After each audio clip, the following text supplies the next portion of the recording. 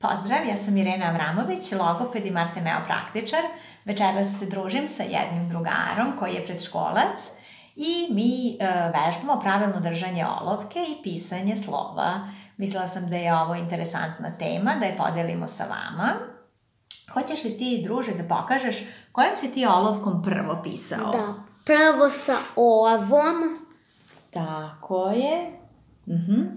Pa onda? Pa onda sa ovom. Da, a sada? Sa ovom. Bravo. A hoćeš da pokažeš drugarima kako se olovka drži pravilno? Prvo pokaži sa kojim prstima? Sa palacom, kažiprstom i srednjim prstom. Tako je. I evo ovako, kad ti ja dam olovku, kako je ti uzmeš? Čekaj, prvo ovako i ovako. Bravo. I ovde stavim. Odlično. A hoćeš da pokažeš kako ti pišeš, na primjer, slovo T? Može. Ajde. Gde? Pa tu, u tvojoj svesci. I ovde ću. Može.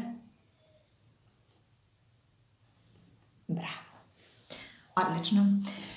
Na predškolskom uzrastu deca ne moraju da znaju da pišu slova, ali ukoliko ih već učite pisanju, onda je važno da lineaciju izvode onim redom kako je to preporučeno, jer će im to kasnije obezbediti lakše izvođenje i pisanje pisanih slova. Moj drugar vam je pokazao da je prvo koristio ovu olovku sa ovom nastavkom, ovom gumom.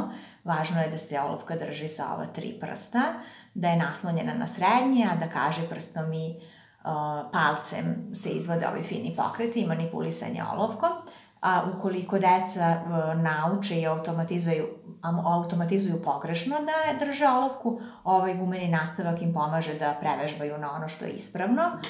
Posle toga vam je moj drugar pokazao deblju drvenu bojicu, takođe trouglastu, jer opet nekako taj trouglasti oblik navodi lakše ruku na ovo pravilno držanje.